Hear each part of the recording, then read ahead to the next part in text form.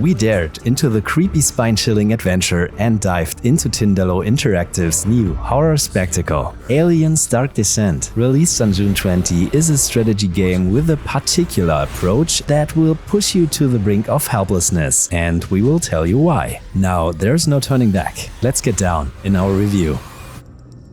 Dark Descent takes a unique approach as a so-called strategic, real-time, squad-based tactical action game. Whoopsie. The title diverges from the traditional macro-level mechanics of technological progress and gathering of resources. Instead, it focuses on the micro-actions, placing us in the role of guiding a team of USMC Marines through a science-fiction nightmare based on James Cameron's Aliens. It's comparable to the campaign missions in StarCraft, where we command a small group of Terrans, maneuvering them across the map. Suddenly, it's no longer about anonymous masses of troops, but about a handful of named characters whose lives and survival we must fear, which drives our attention and empathy to unimagined heights. Instead of minerals and ores, we care about our ammunition and stress balance and want to do everything in our power to avoid the worst, that one of our beloved Marines is abducted by an alien drone and gets… you know what happens. Undeniably, the game is pretty close to Fireax's XCOM in its squad-based gameplay. However, it is by no means a clone and has its own strengths and unique features. A 45-minute prologue introduces us to the game's fundamental mechanics. Better make sure to complete this tutorial because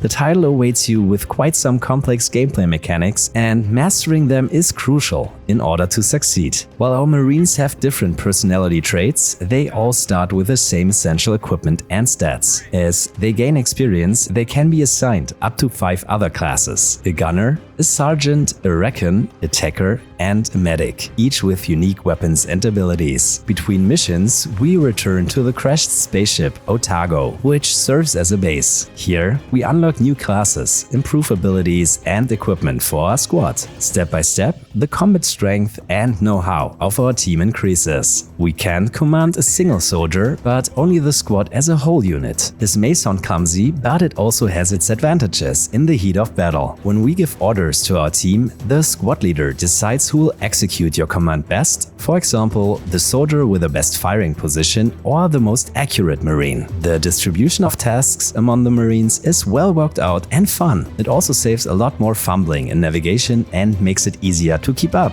with the enemies. One of the most important gameplay mechanics in Dark Descent is the assignment of command skills. We apply these to our squad to unlock powerful abilities, such as explosive projectiles for the shotgun and tactical suppressive fire cones. However, these skills always cost a command point and are slow to replenish, but that depends on your difficulty level. This constant scarcity of command points, medkits and ammo makes the game challenging and exciting. We must manage it well, so there are different playstyles possible. Do we prefer to be more passive or go on a confrontation course, which costs more command points? It's up to you. In addition, not only do we as players, but our Marines suffer from increased stress. Experiences such as long battles, injuries or comrades killed affect the work-life balance. For example, a Marine with a stress effect berserk spends significantly more ammunition and hits considerably worse. This stress mechanic adds to the already tense atmosphere and is really great. Also, the radar constantly scans the environment for enemy movements, which is a necessary tool for us but provides even more thrills. We also get to know the slow motion mechanic, a core feature of the game. Aliens Dark Descent allows us to slow down or pause the gameplay during intense fights to make the appropriate decisions. Should we ever run out of ammunition or simply be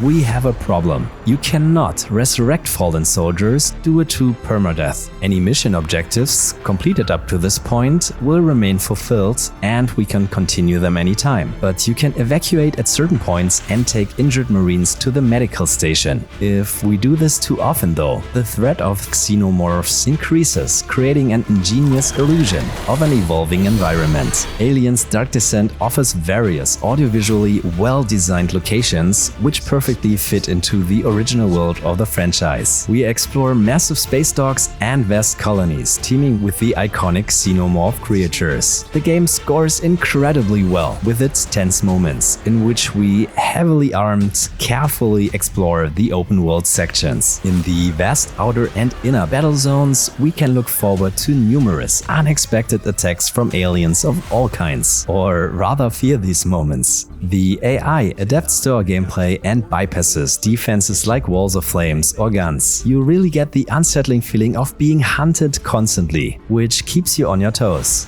Yes, much of the game's content is similar to XCOM's, but the mission selection clearly shows where Alien's Dark Descent is superior. The game offers a fantastic open-world feel that invites us to discover new areas on the planet Lethe, allowing us to revisit old sectors to collect missing items or complete side quests. However, the missions can also be very long, making the game less suitable for casual gamers. This also applies to some cutscenes, interrupting the title's flow here and there. What Isolation is to Ridley Scott's Alien, Dark Descent is to James Cameron's. Both are ambitious installments that make us feel they want to implement the ideas and themes of the movies as best as possible. The game can convince with its cinematic, dark and gloomy audiovisual implementation, which sticks close to the franchise and has some exciting, emotionally and tactically charged moments in store. The squad system works exceptionally well if we disregard some bugs like event triggering in a couple cases. We still would have liked to see a squad split possibility for flanking purposes. Overall, it's not a title for in between, but a great, complex game you must get involved with and plan enough time for. Thanks for tuning in. What do you think of this title? We're looking forward to your opinion. If you like or dislike this video, show it with your thumb and expect more videos soon. Get more content updates on our website yourgames.tv and on Twitter @yourgtv. See you in the next one, ballers.